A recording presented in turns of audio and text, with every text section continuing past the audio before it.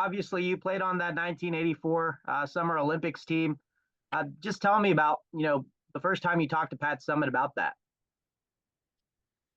Actually, we had, I guess you'd call it a tryout. There were many of us that had played USA basketball in previous summers. Pan American game prior to that in Caracas, Venezuela, and then the World Championships. So we kind of each summer worked our way up to the Olympic team, and then she selected the Olympic team with, I'm sure, a committee.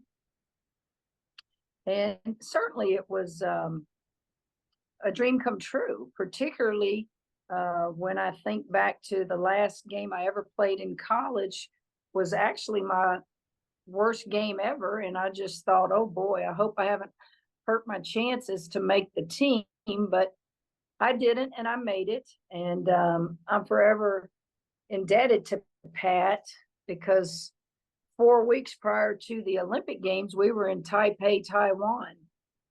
And I woke up and couldn't walk, and I had a stress fracture in the top of my foot.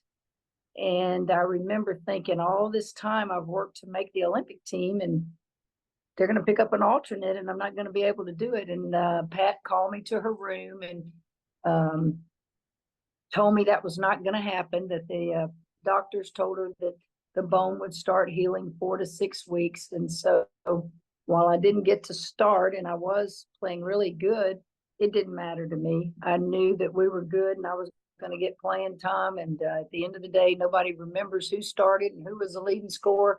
All they remember is a gold medal. You played underneath her. How intense of a coach is she to play under?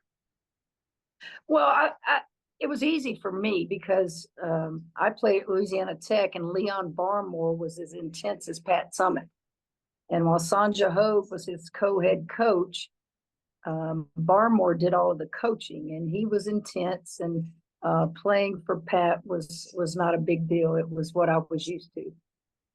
Did you guys feel like you meshed right off the bat because of that? Like you almost got each other on a different level? Absolutely. I remember many conversations with Pat. One of the things I couldn't do is I couldn't call her Pat. She wanted us to call her Pat, and I just couldn't do it. It was always Coach. It didn't become Pat until later in life. And I remember back in that day, she was a stickler for weight. She wanted all of us to weigh, what she thought we should weigh. And I remember a funny conversation, but a respectful conversation. And I said, Coach, what difference does it make what I weigh? I said, you're 0-4 against me and my Louisiana Tech teams. And I said, yeah, but I'll do what you ask, and she'd laugh about it. But she told me she was going to keep coaching until she finally started dominating Louisiana Tech. Did you feel like that helped you because you played on those Louisiana Tech teams that were so good? She kind of saw you in action and what you could do. Oh, there's no question. I mean, Pat was a evaluator of talent. We were so good. That 84 Olympic team was special. And she got to coach 2 of her Tennessee players. She got to coach two USC players, 2 Louisiana Tech players. We were very, very talented. And the sad thing for me now is I look back at that 84 Olympic team, and all of the coaches are gone.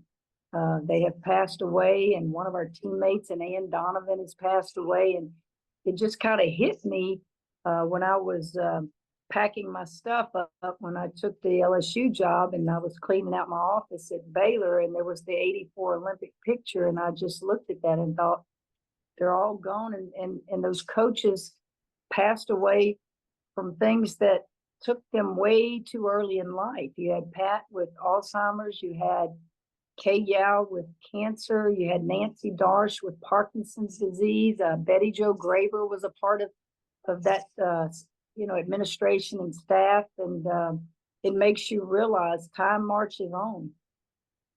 What do you remember there's an iconic photo that UT women's basketball has of Pat Summitt being carried off the court. How well do you remember that moment, and how special was that moment to you? I remember it because I had the basketball in my hand, And when the horn sounded, I hung on to that basketball. And I probably shouldn't say this, but I can't remember if I ever gave that basketball back to USA. It may be in the storage, uh, you know, rooms back in Waco as well. I'm not really sure, but I remember it. I can remember what she was wearing. She had kind of a white shirt, but it had, you know, USA colors, and she was special. Pat was she just could relate to players. She challenged you. I think people forget how intense Pat was, and they also forget what a spiffy dresser she was. Pat always dressed the part, and she's just such a role model, and there'll never be another one like her. Two more questions for you, and then I'll let you go. Obviously, right after that Summer Olympics, you really started getting into coaching. I know you had your coach at Louisiana Tech, and I'm sure they provided so much inspiration for you. But how much, like being under Pat Summitt, did she inspire you for the rest of your coaching career? Absolutely, she did. I tell these two stories because it impacted me, and I won't ever forget it. I was an assistant coach at Louisiana Tech, and Tennessee was in town to play us, and we ran into each other in the hallway, and I was pregnant with my first child, and kind of worried about, could I do this? And so we had a brief conversation in the hallway, and she encouraged me and told me, you can do this. I've done it. You can do it. Get you good help, and you can be a mother, and you can be a coach too. And I won't ever forget that. And then many years later, I went through my divorce, and it was done and over with. And I remember Pat calling me, and she wanted to ask me some questions about my divorce. And so those two things really stand out. Other than her coaching me on the floor, just memories that I have of her.